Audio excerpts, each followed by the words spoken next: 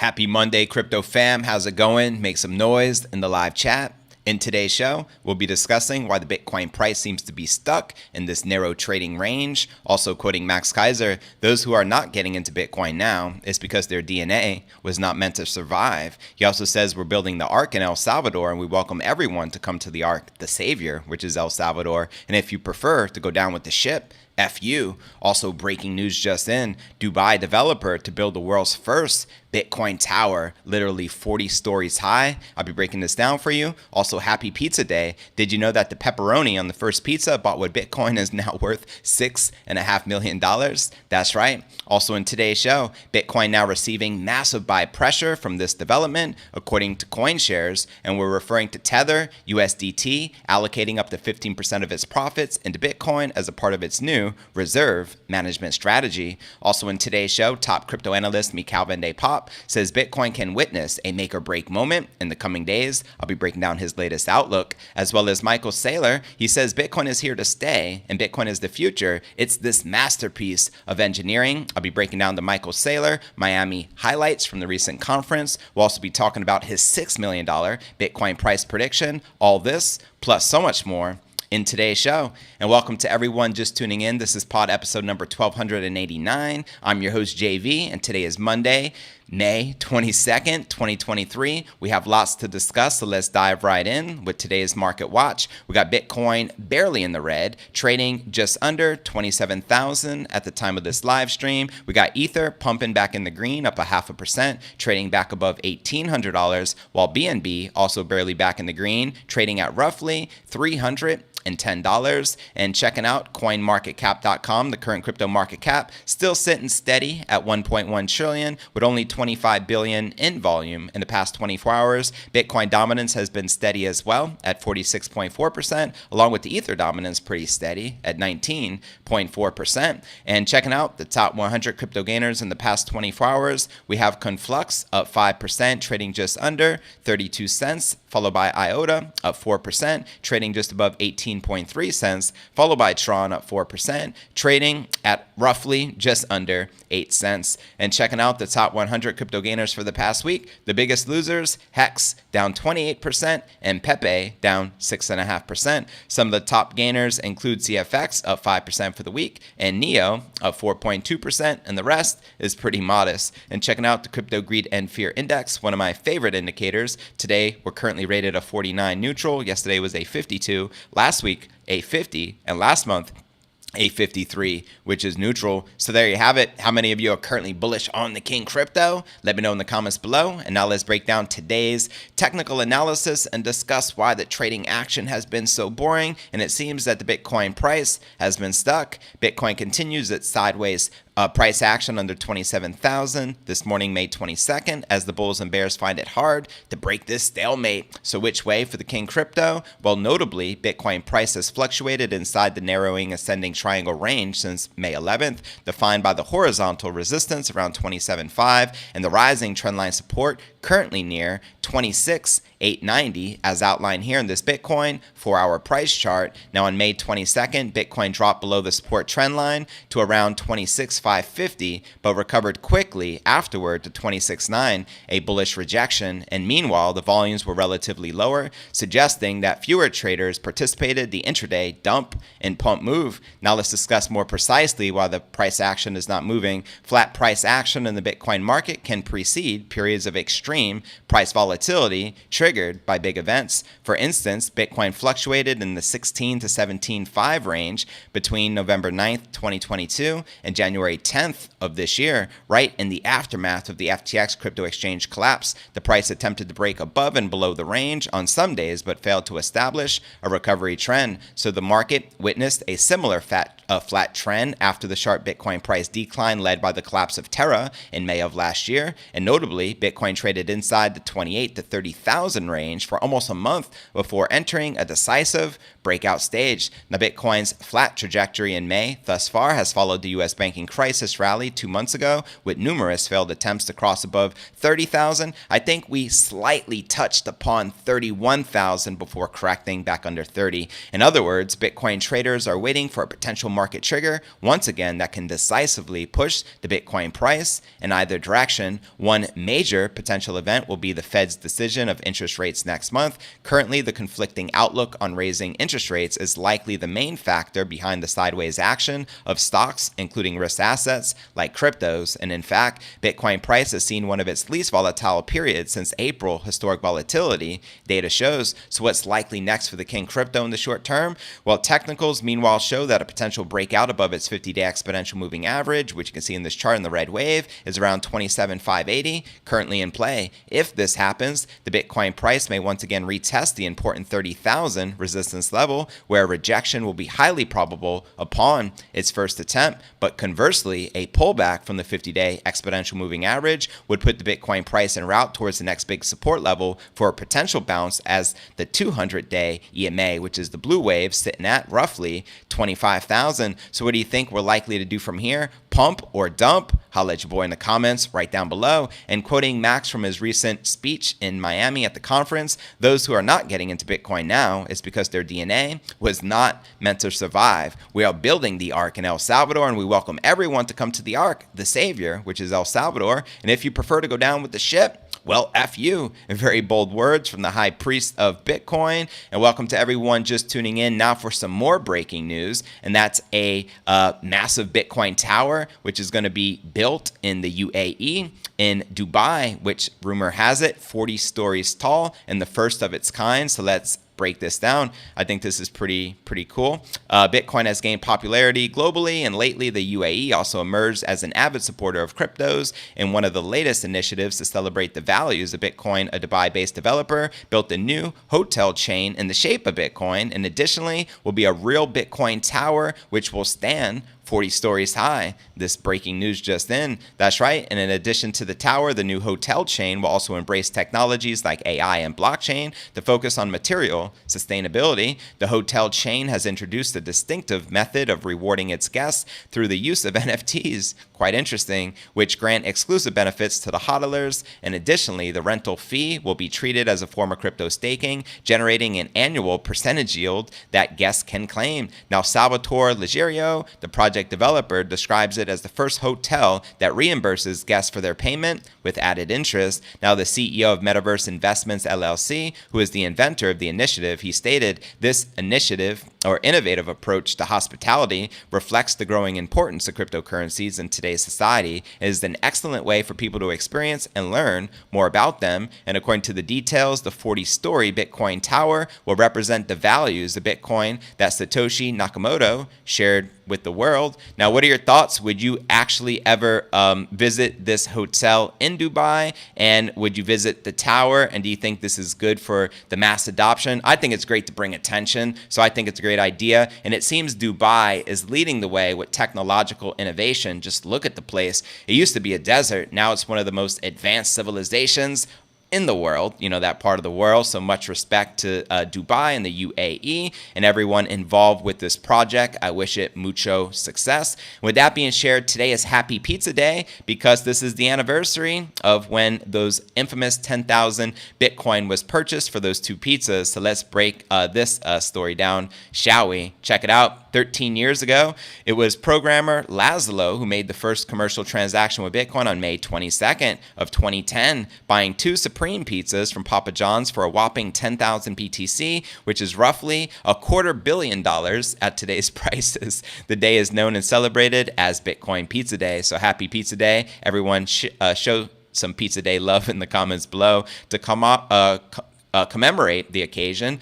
Cointelegraph sought to find out the answer to one more burning question. How much did it cost to construct these two famous pizzas? Because you can see all the toppings. The answer of this, it is assumed that when he ordered the Papa John's pizza, the works, the pizza chain version of the Supreme Pizza, and considering the amount required and the price of the ingredients at the time, here's what it would have cost to put together just one of the Bitcoin pizzas, not including the labor, overhead, or pizza base. So the pepperoni alone, 244 Bitcoin valued at $6.5 million. The bacon on that pizza, 146 Bitcoin, valued at almost $4 million. The Italian sausage, 97 Bitcoin, valued at $2.5 million. The onions, 24 Bitcoin, valued at $640,000. The green peppers, 36 Bitcoin, valued at almost $1 million. Mushrooms, 63 Bitcoin, valued at $1.6 million. Black olives, 121 Bitcoins, valued at $3.2 million. And the cheese, 730 Bitcoin, valued at almost $20 million. So the total cost of the ingredients, 1,461 Bitcoin, worth a whopping $39 million. Talking about an expensive feast, right? Now, Bitcoin Pizza Day marks the world's first transaction for real-world goods using Bitcoin and celebrates the massive rise in the value of the king crypto, which was only worth 0.0041 back in May of 2010 and is now worth roughly $27,000 at the current prices. So in the end, the pizza order was delivered 4 days after the post in his request on May 18th on the Bitcoin Talk forum. Quoting him here, "I'll pay 10,000 Bitcoins for a couple of pizzas," he wrote, saying those who take up the request can make the pizza yourself and bring it to my house or order it for me from the delivery place. So this is history in the making. Now, Jeremy, a 19-year-old university student at the time, delivered the now famous pizzas for the Bitcoin Hall on May 22nd of 2010 and told them that he sold them to afford a holiday and has never seen Bitcoin as an investment. I mean, back then, most people had no clue that Bitcoin would become, what it is today. Now, he said he don't regret it in his early work of Bitcoin, which led him to code a program that made it possible to mine the crypto on a computer graphic processing unit. So there you have it. I think that is a fantastic story, and it just goes to show you, HODL be thy name, but you got to show that guy Lazaro some respect, because if it wasn't for him, I mean, maybe Bitcoin wouldn't be used for purchases nowadays. He was the first one to have the balls to do that, and now he is a living legend. And although he doesn't have those original 10,000 Bitcoin now valued at $250 million, he made history and paved the way. So much respect. With that being shared, fam, now let's discuss some more technical analysis coming from Michael Saylor.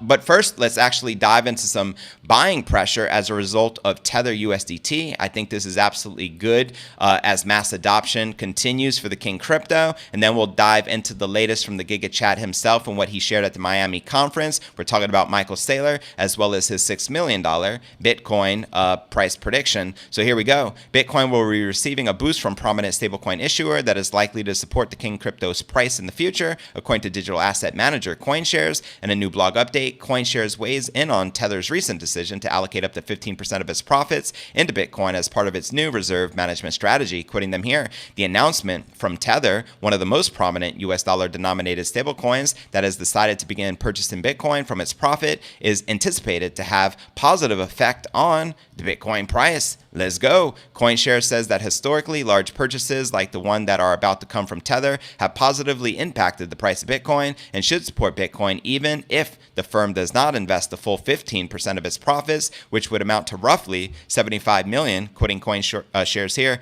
our fund flows data reveals that weekly price appreciation, where weekly fund inflows range from $10 to $20 million, was 2.3%. And although the standard deviation of those observations was 10%, it's encouraging that 64% of the time the price movements were positive. This suggests a measurable positive impact from Tether's decision to progressively increase their Bitcoin holdings. And Tether's chief technology officer, Paolo, acknowledged the company's move on Twitter, explaining its logic. Quoting him here, why Bitcoin and not something else? Because Bitcoin is the epitome of a sound and secure monetary system with its decentralized nature and scarcity. Bitcoin is revolutionizing the concept of money and challenging traditional finance. Well said. And he continues, Bitcoin has defied expectations, shattered boundaries, and provides access to the global financial system to anyone with an internet connection. So there you have it. Massive respect to Tether UST, the number one chosen stablecoin in the world, as their market cap continues to climb and their profits continue to climb. And guess what's declining? USDC, the issuer being Circle, so beware of them. And with that being shared, fam, now let's break down our next story of the day and discuss this critical moment, the line in the sand for the King Crypto to determine which way we move likely next. So according to crypto analyst Michael Saylor, a successful retest of the key technical indicator suggests that Bitcoin correction has concluded. Quoting him here, if you go back in history, the 200-week moving average retest is a great period to accumulate. In the past 6 months, Bitcoin has been swimming beneath for a long period, making it the most undervalued since existence. Next week is make it or break it. Fast breakout upwards, the ends of the correction. Now, Van de Poppe also says that a reclaim a key support level in the lower time frame may ignite rallies for the King Crypto, and failure to do so could see Bitcoin trading as low as $26,000 before a bounce can take place. Quoting the analyst again, classic choppy pattern on Bitcoin, rejects at 27.2 and consolidates as the CME, which is the Chicago Mercantile Exchange Gap, is also around 26,900. Bitcoin needs to break and flip 27,002 if we want to see any sustained momentum beneath us at around 26 to 26.5 and then the 200-week moving average. So there you have it. Let me know if you feel we're likely to break out to the upside or to the downside. With that being shared, fam, now for the latest from the Giga Chat himself, the one and only Michael Saylor, who's notorious for saying Bitcoin is the best. What's the second best? There is no second best. You got Bitcoin and you got Bitcoin. Legend. Yeah, man. So yeah, let's break down the latest from Michael Saylor from the Miami conference. During Bitcoin 2023 in Miami, the MicroStrategy CEO Saylor underlined Bitcoin's long-term durability in a bear market after a string of recent failures of the crypto industry. Quoting him here, the reason the Bitcoin is so sound, literally sound, is because it is thermodynamically sound, Saylor said. It's this masterpiece of engineering because we have created a monetary asset where we have stripped away all the counterparty risks, he said. He said that Bitcoin was special because it offered a powerful and profound simplicity that enabled others to plug into the system with fewer risks. And specifically, he said that an average user can create digital equity without equity risk, digital commodities without commodity risk, and computer networks without the computer risk. And in contrast to this, Saylor said the rest of the crypto ecosystem was facing increased skepticism after a wave of failures in the space, including the high-profile implosions of FTX, Alameda Research, BlockFi, Terra Luna, and others. Quoting him again, all of those things which could be viewed in a negative light are actually positive for Bitcoin because they are all accelerating the conclusion of the mainstream investor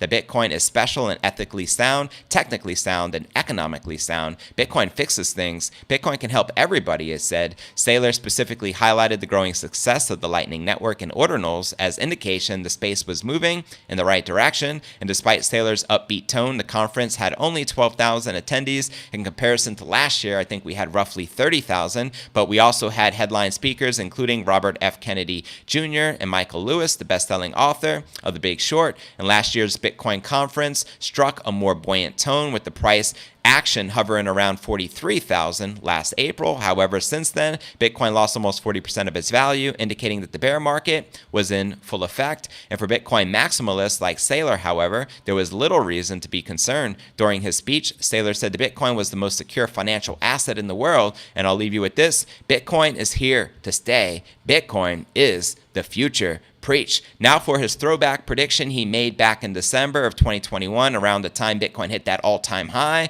of 69,000. He foresee Bitcoin reaching $6 million per coin. And at that time, their company held 122,000 Bitcoin. On today's date, they now hold a whopping 140,000 BTC. But yeah, they noted Bitcoin will reach 6 million, noting it's unstoppable and will replace gold. Let me know in the comments what the current gold market cap as a whole is. I'm going to guess it's around the $11 billion mark. But nonetheless, the MicroStrategy executive never sold any of his Bitcoin and does not believe they should ever be sold. Quoting him directly from this time, he said, I see Bitcoin hitting 600,000 a coin and then eventually $6 million per BTC. He's also discussed Bitcoin hitting a whopping market cap as well. So at this time, he only had 122,000 Bitcoin. We're at 6 billion at that price. Now, obviously, the price has gone down. The coins were acquired at an average price of 29,008, which means means his break-even point is roughly that 30,000 mark, even to this day.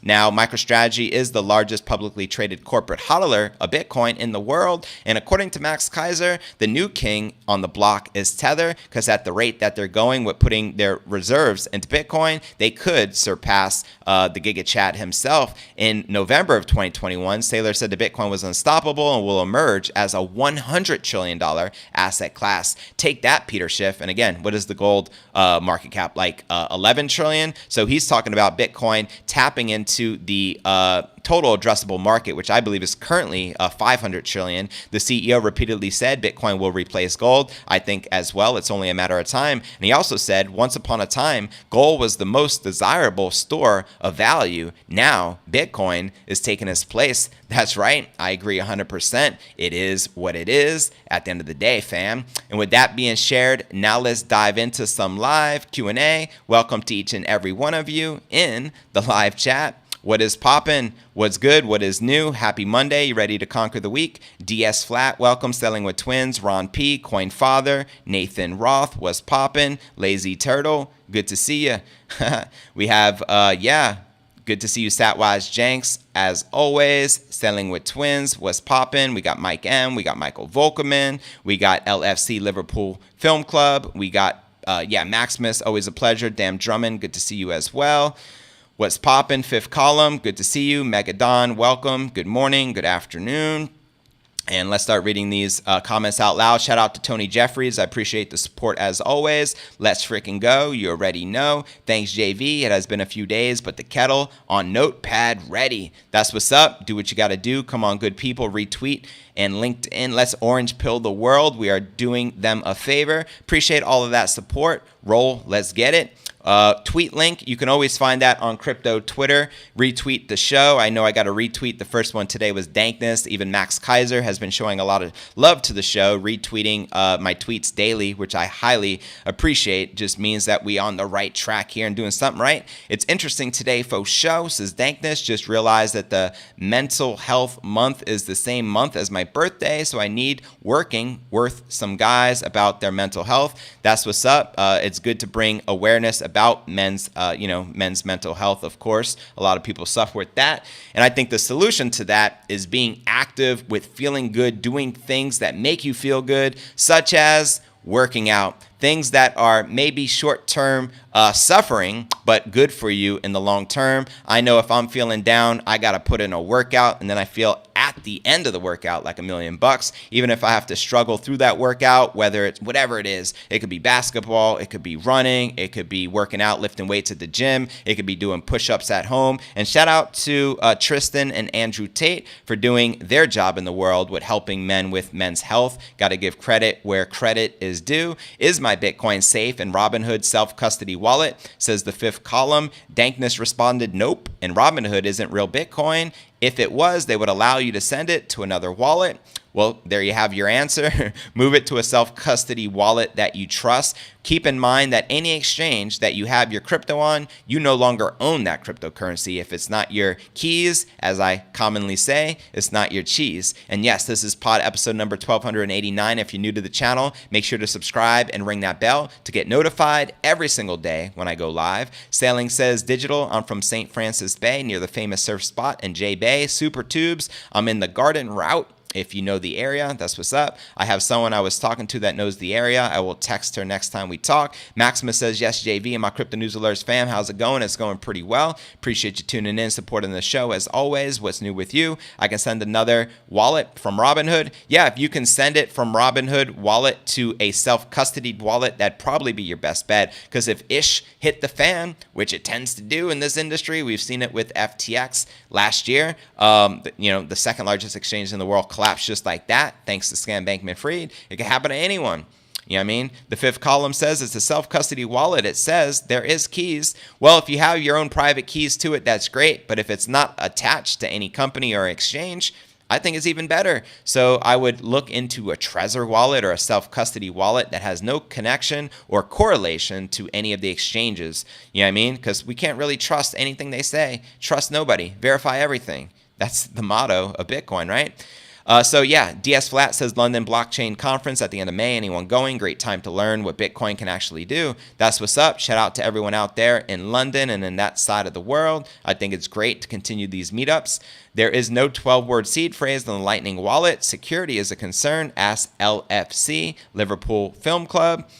Digital says they changed that recently because the last time I tried them, it wasn't that day. Besides, self-custody is the only safe option. If Robinhood bankrupts, your Bitcoin is gone. This is true. It can go right to the creditors if they even have it in the first place. You know what I mean? Fifth column, Robinhood could get in severe trouble for trading unregistered securities like ETH while being an exchange for the NASDAQ and NYSE. Get your Bitcoin off and onto a Trezor for now. Sage advice coming from Dan Drummond. Appreciate you chiming in there. Never bullish or bearish as Volkman. Just keep dollar cost averaging and stacking sats. You already know. That's the motto. That's what we do. This is what Bitcoin does. It's a little dance before it blasts off. Always a long-term bull, JV. You already know Maximus. We long-term bullish and will continue to be. If Bitcoin price is not moving, then no one can complain or moan about volatility, can they? Well, that's a great question as well. I mean, volatility equals life force at the end of the day, as Michael Saylor, a wise man, once said. I do believe that 100%. Long term, I would say I am bullish, but long term can be 10 to 20 years or more. I love that you have a super long-term perspective. I always look things 10 years out as well. So when I say I am bullish long term, I mean, in the crypto world, long term, I would say is like 4 years, like a whole cycle. But yeah, I mean, realistically, Bitcoin is not going nowhere. And I think those who have the very long term perspective like Volkman get it. Peter Hope says, haha, I am happy if we go back to 30,000. So boring market since, the last 30 days. Mark Thomas says, in the game of snakes and ladders, Bitcoin tends to find more ladders than snakes. Yo, Mike in the house. Welcome, welcome. The Arab community are going to take over Bitcoin. Them guys are sharp.